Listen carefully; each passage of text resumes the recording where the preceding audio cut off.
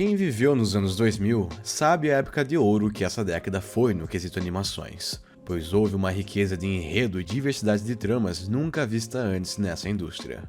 O que era um nicho quase que inteiramente dominado pela dupla Warner e Disney durante o século XX, em questão de apenas alguns anos, se tornou um mercado muito competitivo com a chegada da Pixar, DreamWorks e posteriormente a Blue Sky, que emplacou sucessos mais modestos do que as demais concorrentes, mas ainda assim suficientes para se firmar no mercado de animações.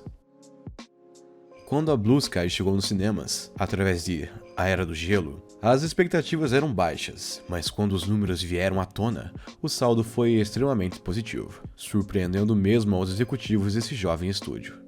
Com traços bem simples se comparados às demais animações da época, A Era do Gelo foi uma grata surpresa nesse mercado, mas ainda assim era uma obra um tanto quanto limitada no aspecto técnico, abusando do azul, do branco e do marrom, não havendo uma diversidade real de cores, ou cenários que atraíssem de fato a audiência mais preocupada com a estética.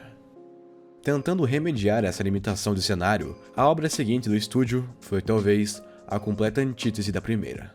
Robôs. Era exatamente o que os executivos e o que o cenário da animação precisava. Uma obra futurista, colorida e anárquica, se desprendendo das tramas densas que cada vez mais vinham tomando as animações, além de apresentar uma história oposta à comportada e familiar Era do Gelo.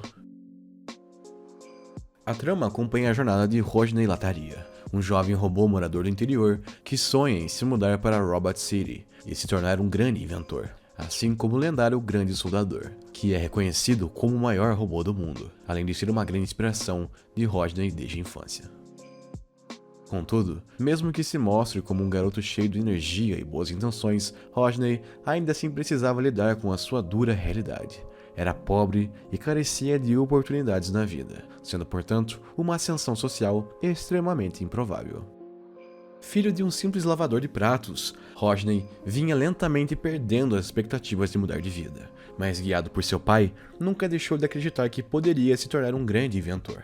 Após ser demitido e humilhado por sonhar ser um inventor, o protagonista pensa em desistir de forma definitiva, mas novamente influenciado por seu pai, parte para a cidade grande, deixando tudo para trás, carregando consigo apenas as suas invenções e ideias, que eram as coisas mais valiosas que possuía no mundo todo, além do amor e apoio de seus pais.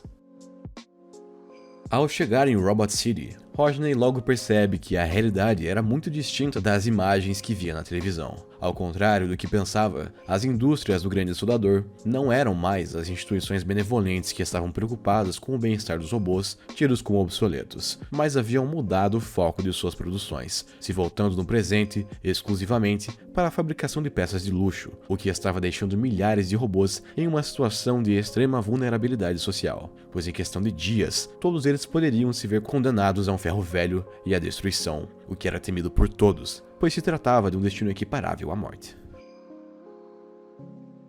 Com o desaparecimento do Grande Soldador, que não era visto já há alguns anos, o comando das indústrias havia sido transferido para Dom Aço, um líder autoritário e influenciado por sua mãe diabólica que comandava o ferro velho de Robot City, o qual lembra muito o inferno e que serve como um lembrete para todos os robôs de que nunca poderão parar de trabalhar, ou serão todos varridos para lá.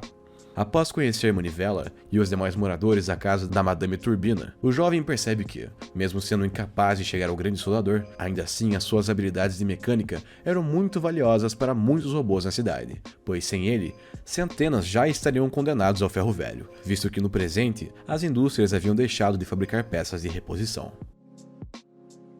Com as expectativas de um futuro melhor renovadas, Rodney e seus amigos surgem em meio de todo esse caos com o objetivo de serem aqueles que resgatariam o Grande Soldador do exílio, além de serem os líderes da Revolução Popular que encerraria a ditadura do empresário, lutando com todos os meios necessários contra a desigualdade e a elitização das peças de reposição para os robôs. Uma revolução trabalhadora em meio a um contexto de capitalismo selvagem e cruel. Desde o século XIX, com o surgimento das máquinas movidas à eletricidade, o homem vem se perguntando como seria uma sociedade formada inteiramente por máquinas/robôs, e como essa se diferenciaria do mundo como conhecemos atualmente. Se mostrando como um campo naturalmente fértil para a criatividade, as animações sempre deram vazão para todo e qualquer tipo de ideias, e a junção desses dois elementos casa perfeitamente aqui, pois Robôs tenta responder, mesmo que superficialmente, à questão de uma sociedade sem emoções humanas, apenas um modo de agir robótico. Problemas existenciais aqui são deixados de lado, além das questões mais complexas acerca da existência desses seres. Entretanto, ainda assim, Robôs é um grande exercício de abstração, pois retrata com relativa precisão o drama da substituição e da exploração do trabalho por um sistema abusivo. Problemas em nosso mundo, sentidos com ainda mais força nesse mundo robótico que parece ter esquecido o significado da compaixão. Logo de cara, fica explícita a dicotomia que a obra tenta transmitir apresentando as diferenças observadas no interior e na vida na cidade grande. Enquanto que Rodney possuía um lar amoroso e uma vida relativamente estável na cidade com seus pais, Robot City era um ambiente caótico e beirando o inóspito para uma existência idealista como a dele. Crimes, roubos e todo tipo de ação violenta já haviam se tornado febres pelas ruas da capital, o que espantava o protagonista, mas também acendia um grande alerta em sua mente, pois Rodney era movido pelo ideal de que precisava consertar o que estava errado à sua volta. E ao perceber tamanha violência e desigualdade, logo virou seu foco para mudar a cidade onde vivia. Ao contrário do que havia aprendido durante seu período vivendo com seus pais, o que ditava a ação dos robôs na cidade grande não eram seus sentimentos ou um senso de pertencimento a uma comunidade, mas sim códigos e racionalidade, momento em que a trama flerta com as características de nosso mundo. Esse universo se encontra em um estado de guerra de todos contra todos, onde não existia mais qualquer tipo de empatia, apenas a crença individualista de que cada um deve lutar por si próprio, sem contar com a ajuda do próximo. Mesmo a classe trabalhadora, que estava sempre próxima e sofrendo os mesmos reveses dessa crença, acaba caindo nessa falácia e sujeita a essa dinâmica, pois estava tão preocupada lutando por sua sobrevivência que nunca foi capaz de perceber que possuía a força para se unir e lutar pelo que acreditavam ser certo, sendo necessário então o surgimento de uma liderança para fazê-los perceber e liderá-los em direção à liberdade e ao bem-estar. Apesar de não ser uma obra assumidamente política ou crítica a qualquer tipo de regime ou ideologia política, ainda assim paira a visão negativa que o enredo tem sobre o capitalismo, e principalmente acerca da frieza que essa trata sua população mais frágil em detrimento do lucro. Dom Aço, aqui, serve como o principal antagonista da trama. Se mostra como uma encarnação estereotipada de um empresário maquiavélico e ganancioso, capaz de arremessar robôs para a fornalha apenas para garantir uma maior lucratividade a curto prazo, mesmo que não perceba os efeitos nocivos que isso causaria a longo prazo, destruindo o mercado e arruinando seus negócios. Essa abordagem satírica que a trama faz com esse e outros personagens funciona para demonstrar onde a obra quer chegar. Criticar a crença de que um lucro rápido deve ser o único objetivo da vida, pois a existência vai muito além da busca do poder e status. Ela vai muito além de códigos, pensamentos ou cálculos. Ela deve ser vivida de forma que vale a pena. Vivida de forma humana. Se percebe que um dos pontos em comum de muitos personagens, mesmo os mais pobres, é a busca de um padrão estético nada saudável e sustentável a longo prazo, chegando até mesmo a fugir das barreiras da moralidade e do respeito em dados momentos. Quem não era classificado como belo ou novo era condenado ao ferro velho. O mundo havia deixado de aceitar quem não agradasse a esse conceito de beleza, e que em certa medida pode ser percebido até mesmo em nosso mundo.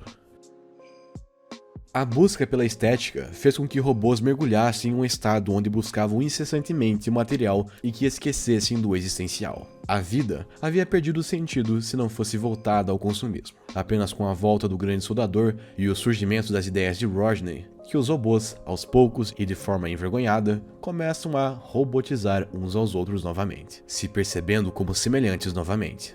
Viver, enfim, não estava mais limitado a comprar ou possuir, mas fazer boas ações e sentir boas emoções. Sentimentos esses que o capitalismo em sua forma mais pura e a busca incessante pelo poder e lucro simplesmente não conseguem conceber. O essencial é invisível aos olhos, e robôs sabem abordar com precisão cirúrgica a forma como estamos sujeitos a armadilhas do consumismo. E como por vezes deixamos escapar aquilo que realmente importa em cada um de nós. O mundo de Rodney estava mergulhado em uma etapa selvagem e quase sem volta do capitalismo, mas ainda assim foi capaz de resgatar os ideais mais simples e coletivos de uma sociedade voltada para o bem-estar de todos. Mesmo que não seja política, a obra é enfática em mostrar que é impossível viver em um ambiente tão selvagem e não ser afetado por esse. E que, às vezes, o que realmente importa não é o que possuímos, mas sim as companhias que adquirimos no caminho.